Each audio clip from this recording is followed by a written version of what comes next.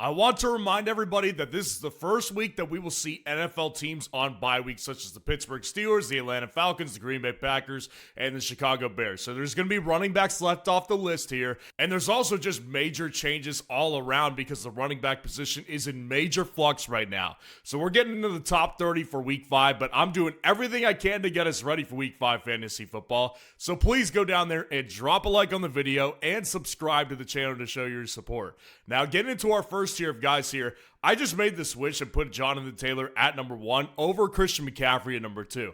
Now, of course, this does have a lot to do with matchup, and I think Jonathan Taylor is in an ideal spot in this matchup versus the Las Vegas Raiders. This is a defense that can't really stop much of anything. I mean, the Chicago Bears, they can't really run the ball, and Swift had one of his better games against the Raiders. I think that the Raiders defense just overall isn't very good, and Jonathan Taylor has looked absolutely fantastic for the majority of this season. The Colts are for real. I actually am ready to buy in on the Colts, so on this one, I feel pretty comfortable at number 1. And with Christian McCaffrey, too, it's not a slight to him at all. But if you actually look at metrics this year, he really hasn't run the ball that well. Like, he's running for less than 4 yards per carry, actually less than 3.5 per carry. Hasn't gotten in the end zone yet, but of course, his involvement in the air is what separates him. That's what gives him a very high floor compared to someone like Jonathan Taylor, whose floor is really relatively high this year.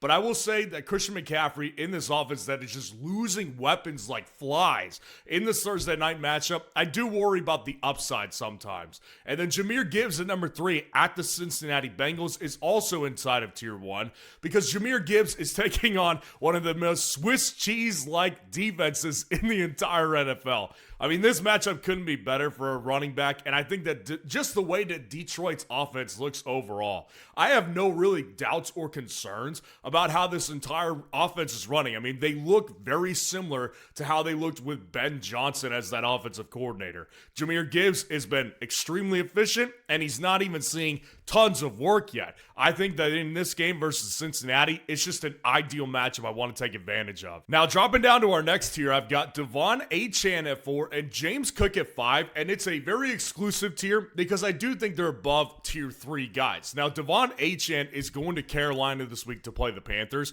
and he's already been good, right? It hasn't been like dominant level Devon Achane like we saw last year yet, but I think it's coming, especially now without Tyreek Hill. Tyreek Hill is going to leave a huge void in that passing game overall. Therefore, Devon Achane is just going to become flat out more involved and just more important in this offense as a whole. So I see Devon Achane having a really good game against a defense that really can't do much of anything to stop any offense, let alone the Miami Dolphins offense, who I don't think is that good, but Devon Achane is a very good player, so you get him more targets on top of it. I think he's going to be dominant again. And then James Cook at 5, I mean, the guy has been dominant. Flat out, end of story. Like, everybody, including myself, was doubting, how does this guy reach that touchdown number that he got last year? Like, just look at the work that he sees on a weekly basis and lining up with the touchdowns. It didn't make sense. It makes a little bit more sense this year. He's getting more work on a per-game basis, but it is still just an unbelievable feat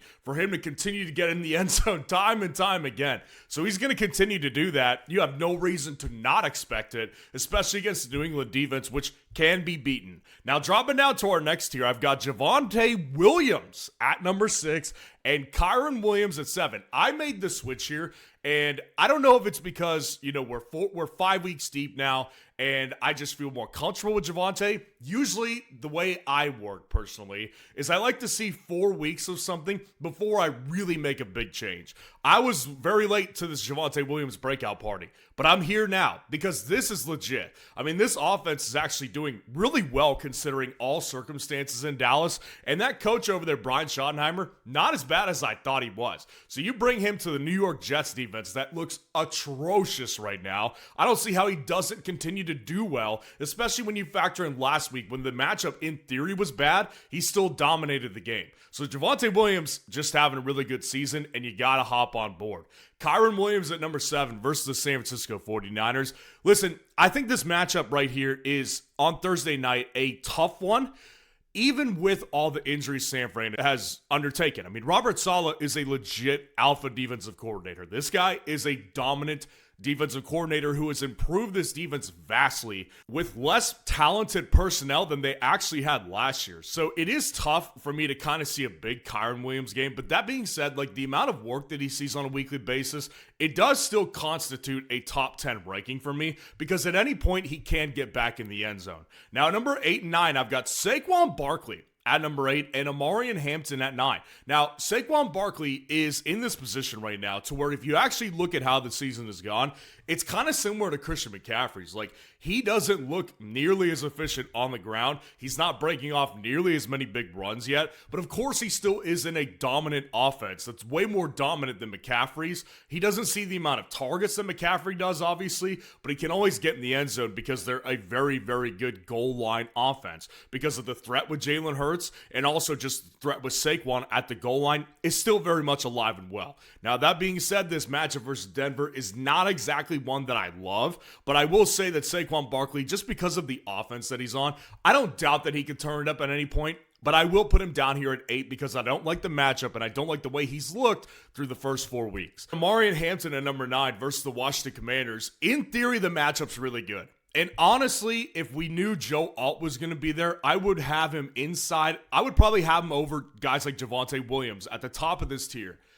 But this offensive line, man, they're struggling right now. And they have a really good offensive line as a whole. But you lose your 2 tackles. You already lost Rashawn Slater before the year. Now you lose Joe Alt. I kind of just don't know how things don't get worse. I mean, I get it. Last week against the Giants front 7, they still did really well. And he still did really well in particular. But I just worry a little bit. But obviously not too much since he's still inside the top 10. And Ashton Jeanty in number 10 to round out this tier at Indianapolis. Obviously, he has his breakout party last week. And listen, I'm ready to throw a parade over it. Like, I knew that it was going to happen because he was getting the workload. I kept telling people, like, stay steady with Ashton Jeanty. He's going to be fine. The workload is there, and he's a really good player. But I will say that this offense cannot be trusted. And I do worry about this Indianapolis matchup because they have looked good on both sides of the ball. It's a very complete operation in Indianapolis right now. So I do worry about a little bit of pullback from Ashton Jeanty. But that being said, the workload is still so high, and we've honestly just got to see a great player finally evolve into that guy. So confidence is high for him. I've got him inside the top 10 still. But this is honestly one that's going to be really good to post on FS Roundup right now. Amari and Hampton versus Ashton Jeanty. I'll make this poll right now. Just type in Ashton Jeanty, go to chat, go to week 5, and then type in Amari and Hampton and post this start-sit poll, and let's see what the community thinks. Go vote on this, and also go create your own start-sit decision poll and get live feedback and results from the rest of the community on this. It's completely free to do this, but of course, if you want to get access to my entire top 250 rankings on a weekly basis, you can sign up for the premium subscription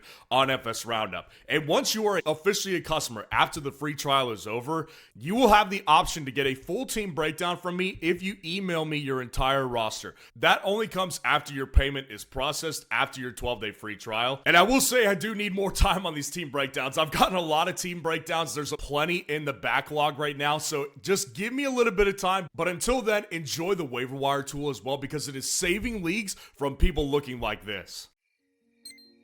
This is Ted. Ted desperately needs to pick up a new running back, or his fantasy team is toast. Don't be Ted. Use Fantasy Football Roundup to automate your waiver pickups and rest easy this season. Now, dropping down to our next tier, I've got Derrick Henry at 11, and Quinshon Judkins is at 12. Now, with Derrick Henry, obviously, we have to move him down. Like, there's just no way he cannot be moved down. And I think the big problem with Derrick Henry right now is that this guy is always best, at his best, when they have a lead and he can grind out the clock because he is a true workhorse. But when they're not playing with a lead and they're trying to play catch up, that becomes a problem because Derrick Henry isn't a good pass catcher. So they take him off the field for someone like Justice Hill quite a bit. Now, this Houston game, I find it even without Lamar Jackson hard to believe that they're going to get boat raced in this game. Like, Cooper Rush, I do think is competent enough to keep them within striking distance the majority of this game. But of course it is a bad matchup. Of course their offense has less upside without Lamar Jackson, but I'm not ready yet to nuke him in my rankings entirely, so he stays at 11. And Quinshon Judkins, he had to move up. I mean, this guy, honestly, this guy looks fantastic. Like, all of my feelings aside about his suspension potential, the offense in general, this guy is just looking like a phenomenal player. I mean, he is clearly the workhorse in this offense by now. That's undisputable. And it's an overseas matchup, which in theory is not my favorite. And I think the Minnesota defense is really good. But I just, again, when you look at this guy and what he has done for 2 straight weeks now, by the way, against really good defenses, Green Bay and Detroit, I just have trouble seeing Quinshon Judkins at this point, not inside like the top 15. This may be an overzealous ranking here at 12, but the bottom line is this is me saying that I was wrong about Quinshon Judkins. This is a superstar in the making. Cam Skatteboo's at 13 as well, and Travis Etienne's at 14. I want to talk about that one because Cam Skattebo at New Orleans, I think, is a really good matchup for him. And just based on the way Jackson Dart looked in week 1, I do think that they can play complimentary football for the first time in a long time over there in New York. I mean, Cam Skattebo has already looked really good. He really brings a different element to this offense. One that Tyrone Tracy Jr. just flat out couldn't bring to the table, and I was wrong about him. But I will say that Cam Skattebo is still someone that I do kind of pump the brakes on a little bit just because I don't know how the Giants offense will look to week, but I will say that I'm more encouraged now than I have been in a long time. And Travis Etienne at 14. Listen, I've kind of alluded to this. I'm actually, the Jags are in this interesting spot.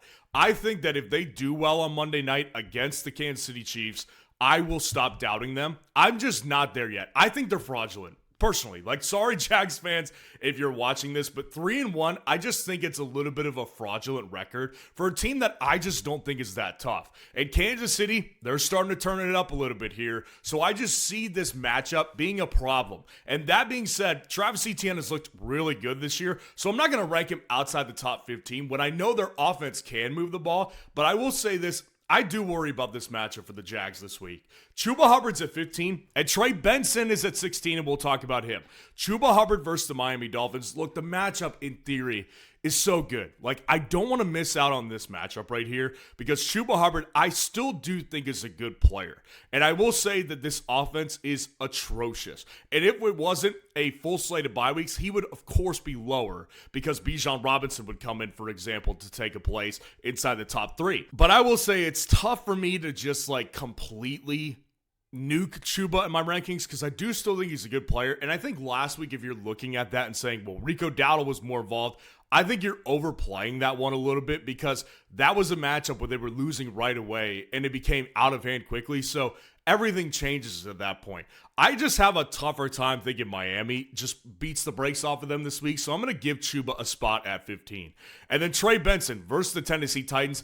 In theory, this matchup is great. And I said last week it was going to be a bad week for Trey Benson, and it was. But I am much higher on Benson this week. But the problem is, right before I started filming, literally right before, we got an alert that Trey Benson is up in the air about playing this week. His knee injury, apparently, that he sustained on Thursday night last week is giving him pause on whether or not he's going to play.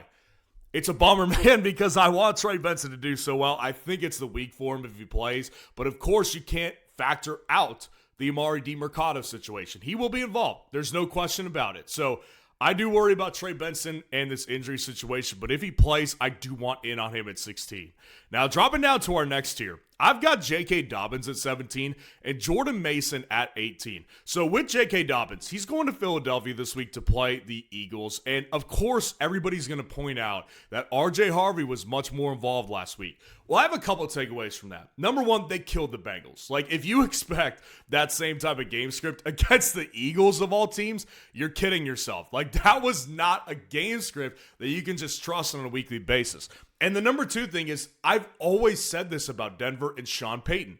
He runs it like the mob. He doesn't tell anybody anything about what he's thinking and what his game plan is going to be and how he will use different personnel. That's why you see Troy Franklin having games out of nowhere, Marvin Mims having games out of nowhere.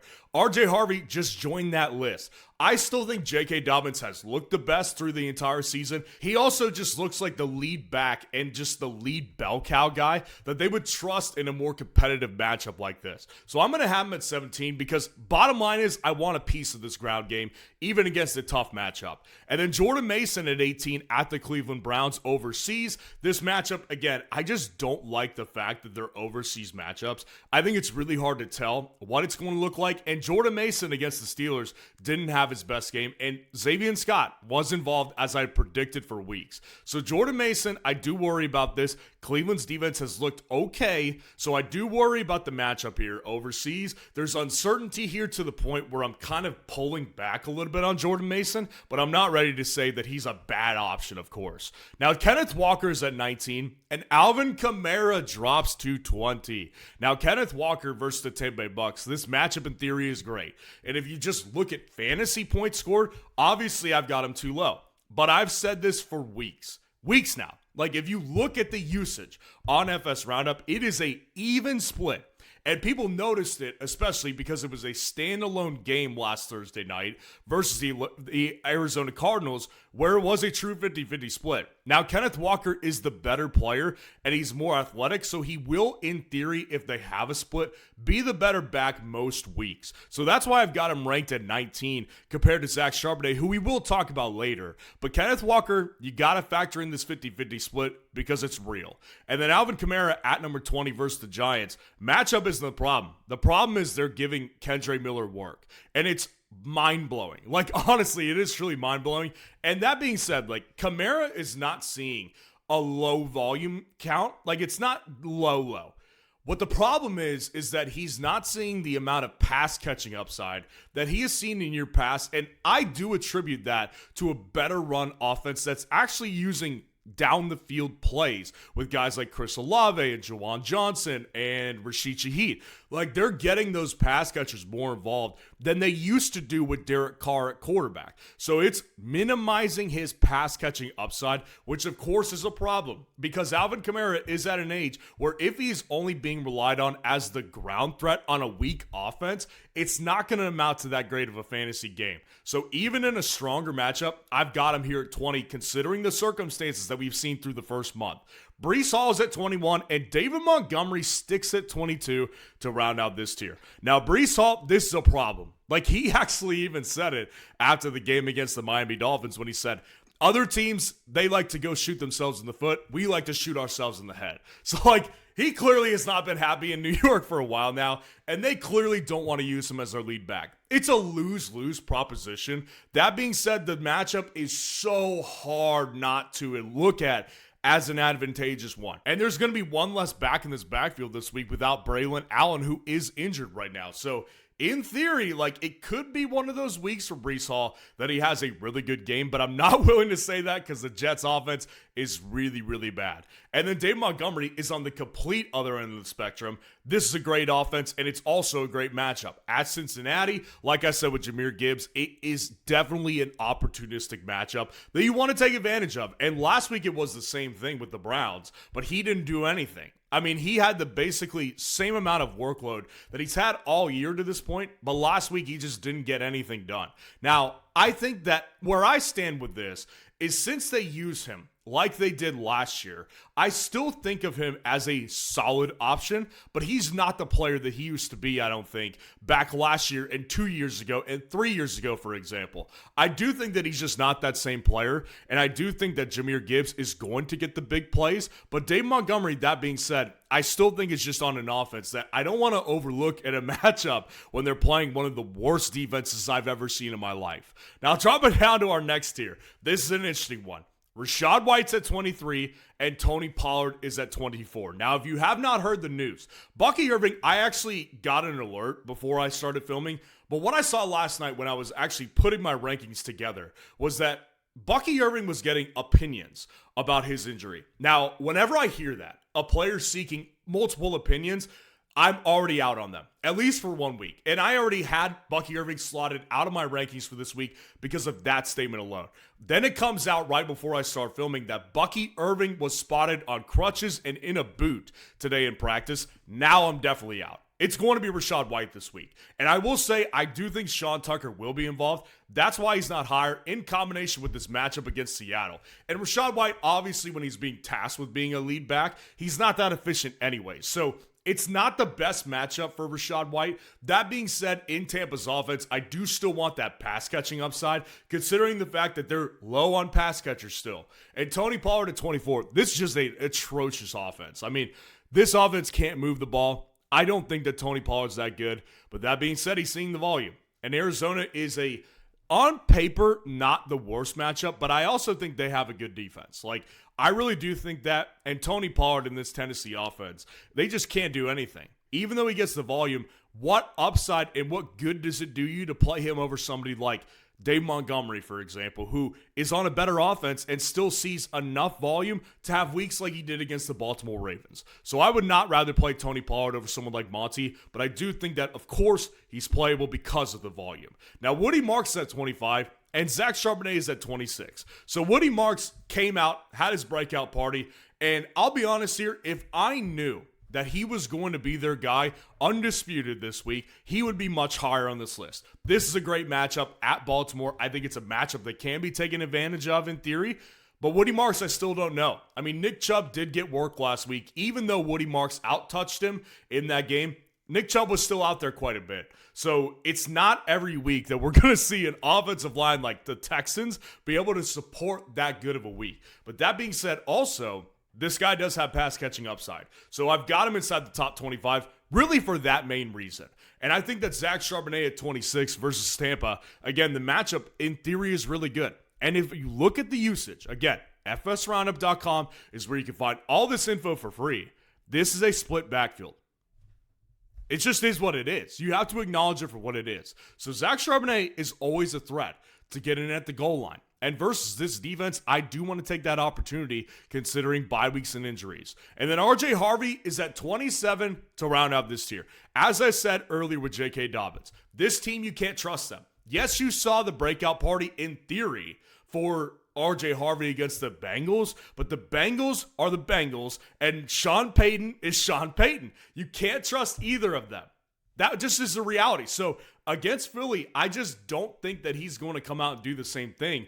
And at the same time, I could still see him being used and being important. And the bottom line is really at these last couple rankings, just a spoiler alert, these are guys that are just lower upside. So I would rather take the shot on a higher upside guy in an offense that has this kind of offensive line. Yes, I'll take RJ Harvey over our last tier right here, which starts out with Bill Krosky at 28 and Nick Chubb at 29. So yes, I would rather play RJ Harvey than Bill Krosky because Bill Krosky is in a true split backfield almost three ways. I mean, him and Chris Rodriguez are definitely splitting touches, but if you look at Jeremy McNichols as well, the guy still is involved on pass catching and on certain rushing downs as well. So it's a really, really weird situation. That being said, I will still pick him over Chris Rodriguez if it's a true split because I think he's the better player. So against the Los Angeles Chargers this week, it's actually a matchup that honestly is not that bad. So it's not the matchup that bothers me. What bothers me is the usage here, and everybody understands that it's split.